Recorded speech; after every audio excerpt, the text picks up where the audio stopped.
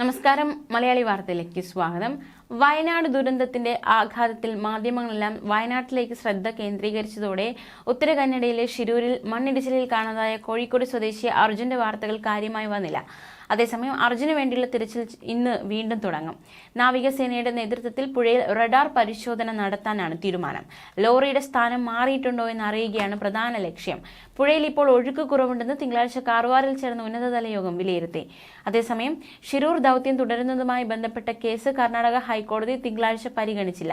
നദിയിലെ ഒഴുക്ക് കുറവുണ്ടെന്ന് തിങ്കളാഴ്ച നടത്തിയ പരിശോധനയിൽ നാവികസേന കണ്ടെത്തിയിരുന്നു. ഇതിന്റെ അടിസ്ഥാനത്തിലാണ് സോണാർ പരിശോധന നടത്തുക. ലോറിയുടെ സ്ഥാനം കൃത്യമായി കണ്ടെത്താനുള്ളത് നടപടി സ്വീകരിക്കും.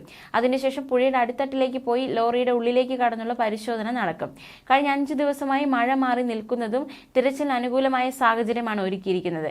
ജില്ലാ ഭരണകൂടം, MLA, SP ഉൾപ്പെടെയുള്ളവർ പങ്കെടുത്ത യോഗം തിങ്കളാഴ്ച വൈകിട്ട് ചേർന്നിരുന്നു. ഈ യോഗത്തിലാണ് തിരച്ചിലുമായി ബന്ധപ്പെട്ട നിർണായക തീരുമാനങ്ങൾ കൈക്കൊണ്ടത്. ലോറിയുടെ സ്ഥാനം കൃത്യമായി കണ്ടെത്താൻ സോണാർ പരിശോധന നടത്തും. നേരത്തെ മാർക്ക് ചെയ്ത 2 സ്ഥലങ്ങൾ കേന്ദ്രീകരിച്ചാകും പരിശോധന. രാവിലെ 9ഓടെ കാർവാറിൽ നിന്നുള്ള നാവികസേന അംഗങ്ങൾ ഷിരൂരിലെത്തും. ഗംഗാവലി പുഴയുടെ ഒഴുക്കിന്റെ വേഗത അറിയാനുള്ള പരിശോധനയും നടത്തും. ഇതിനുശേഷമായിരിക്കും നാവികസേനയുടെ മുങ്ങൽ വിദഗ്ധർ പുഴയിൽ മുങ്ങിയുള്ള പരിശോധന നടത്തണോ എന്നുള്ള കാര്യത്തിൽ അന്തിമ തീരുമാനമെടുക്കുക.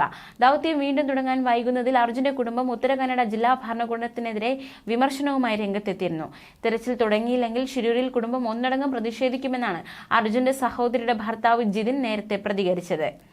തെരച്ചിൽ തുടങ്ങാൻ കേരള സർക്കാർ കർണാടക സർക്കാരിൽ സമ്മർദ്ദം ശക്തമാക്കിയതിനിടെയാണ് നാവികസേനയുടെ പരിശോധന. നിലവിൽ കർണാടക സർക്കാർ പറയുന്ന കാര്യങ്ങൾ അവിശ്വസിക്കേണ്ട കാര്യമില്ലെന്നും കേരള സർക്കാർ സമ്മർദ്ദം തുടരുന്നുണ്ടെന്നുമാണ് മന്ത്രി AK ശശീന്ദ്രൻ വൈകിട്ട് പ്രതികരിച്ചത്. തെരച്ചിൽ തുടരുമെന്ന് കർണാടക ഉറപ്പ് നൽകിയിട്ടുണ്ട്. അർജുന്റെ കുടുംബത്തിന്റെ ആശങ്ക കർണാടക മുഖ്യമന്ത്രിയുടെയും ഉപമുഖ്യമന്ത്രിയുടെയും ശ്രദ്ധയിൽപ്പെടുത്തിയിട്ടുണ്ടെന്നും മന്ത്രി AK ശശീന്ദ്രൻ പറഞ്ഞിരുന്നു. 2 ദിവസത്തിനുള്ളിൽ തെരച്ചിൽ വീണ്ടും തുടങ്ങിയില്ലെങ്കിൽ ഈ ഒരു വിഷയത്തിൽ ഒരു തീരുമാനം ഉണ്ടായില്ലെങ്കിൽ അർജുന്റെ ഭാര്യയും അമ്മയും മറ്റു കുടുംബങ്ങളെയും കൂട്ടി ഷിരൂരിലേക്ക് പോകാനായിരുന്നു ജിതിന്റെ തീരുമാനം. ഇനിയും ഈ അനാസ്ഥ കണ്ടു നിൽക്കാനാകില്ല. 2 നോട്ടിന്റെയും 3 നോട്ടിന്റെയും കാരണം പറഞ്ഞ് തെരച്ചിൽ വൈകിപ്പിക്കുകയാണ്.